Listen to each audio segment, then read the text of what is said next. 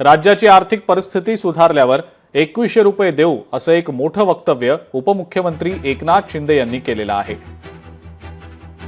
कोणतीही योजना बंद होणार नाही असं सुद्धा उपमुख्यमंत्री एकनाथ शिंदे यांनी आता स्पष्ट केलंय।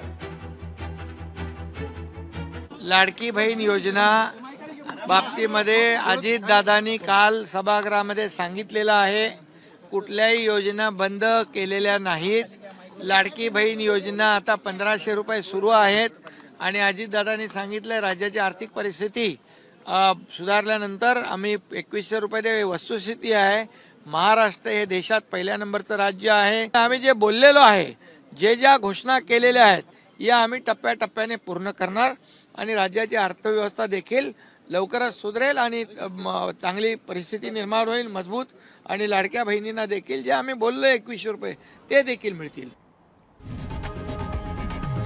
लोकशाही मराठी ऐका, पहा, जागरूक रहा।